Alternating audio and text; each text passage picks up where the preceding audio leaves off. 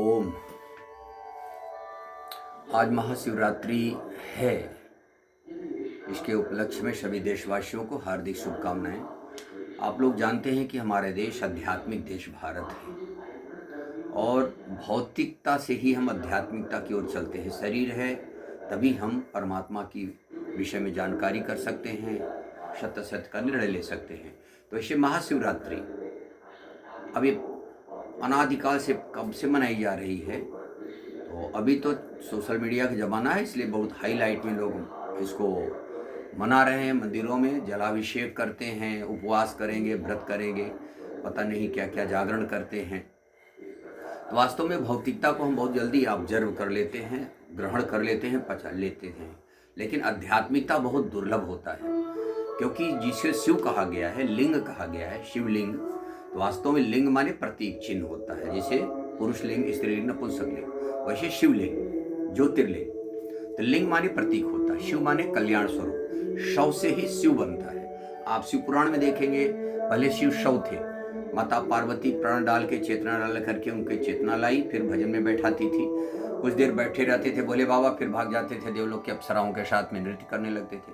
माता पार्वती देखे कि इनका शरीर बैठा लेकिन ये है नहीं, जा करके फिर वहाँ अप्सराओं को तलवार से काट के फिर लाके बैठाती थी। इस प्रकार से भजन कराई, चेतना कराई, लास्ट में वह शिव स्वरूप तक की दूरी तय कर लिए। तो वास्तव में ये रूपक है। इस संसार ही, जगत ही एक रात्रि है और यह जगत रूपी रात्रि में जगता कौन है?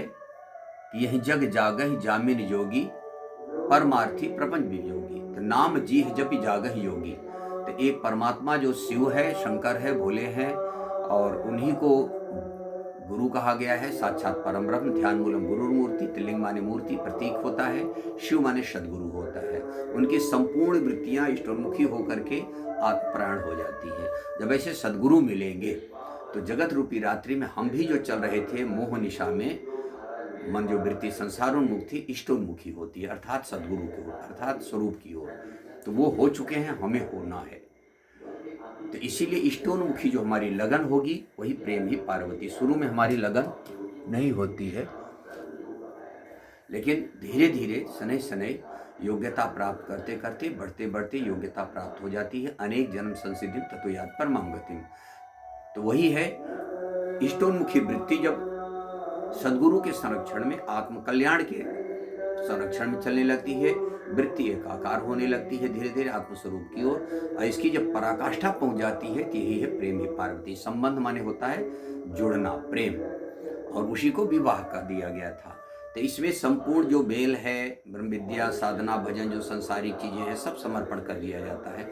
और जो समर्पण, जो हमारे अंदर जानकारी हुआ, ज्ञान हुआ, भक्ति हुआ, सब हम विलय हो जाता। हमारा अस्तित्व नाम का चीज नहीं रहता है। जाना तुम्हें तुम्हें हो जाए। इन्हीं को शिव स्वरूप सदगुरु कहा गया है, इन्हीं को ब्रह्म कहा गया है। जिसको कहा गया जो गंगा जल आन चढ़ाई, सो सायुग जो मुक्ति पाई। लिंग था विधिवत कर पूजा, शिव समान प्रिय मोहि न द्विजा। शंकर प्रिय मम द्रोही, शिव द्रोही मम दास, ते नर करे कलभ भर घोर नरक बात।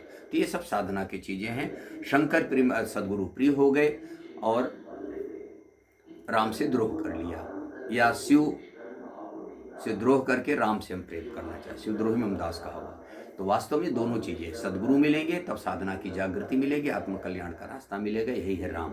जिस दिन अंग फड़केगा, संकेत मिलेगा, यही है राम अनुभव। अब उस अनुभव के साथ साधक अपना आत्म कल्याण नहीं चाहता है और गुरु के चापलूसी तो कर लेता है। यही है शंकर प्रिय मम द्रोही, आत्मा का कल्याण नहीं चाहता। उनके चढ़ावा, उनके ऐश्वर्य, उनके जो तपस्या का जो वाइब्रेशन है और जो भगत लोग जुड़ रहे हैं उन्हीं में घुला मिला है, अपना आत्म कल्याण नहीं चाहता। यही है द्रोही। अब फिर थोड़ी सी साधना मिल गई तो शंकर से, शिव से द्रोह करके और अपना खुद भगत जगत बना लिया, आश्रम बना रहा है, विस्तार कर रहा है, तो अपने को ही गुरु बना ले रहा है। अब आत्मा का कल्याण नहीं चाहता। वो भी एक कलम माने जीवन भर वो नरक माने काम क्रोध लोभ में फंस गया वो नरक में। यही है काम क्रोध लोभ नरक के द्वार है। तो ये साधना की चीजें हैं, बाहर की चीजें नहीं है। लेकिन बाहर है तो हम उसका अध्यात्म समझ सकते हैं। बस इतनी सी बात है। बस तीन चीजें ध्यान रखिए। इष्टोन्मुखी हमारी प्रेममयी प्रवृत्ति ही पार्वती है, सदगुरु ही शिव हैं, वो हो चुके हैं, हमें भी होना है। वो रास्ता हमारे आत्म कल्याण का ही देते हैं। इसीलिए श्रद्धा से उन्हीं का नाम है ओम। ओम का जप करिए। ओम नमः शिवाय माने शिव के लिए मैं नमन करता हूँ। ओम जो 2 अढ़ाई अक्षर हो और श्वास में समाहित हो सके। ये धीरे धीरे जब मन श्वसन क्रिया करते करते करते करते एक दिन ऐसा आ जाएगा, मन मर जाएगा। मन मरा माया मरी, हंसा बेपरवाह, जाका कछु न चाहिए सोई सांस। और इसके पहले क्या होता है कि माया मरी न मन मरा, मर मर गया शरीर, आशा तृष्णा नाम ये कह गए दास कबीर। बोलो गुरुदेव भगवान की जय।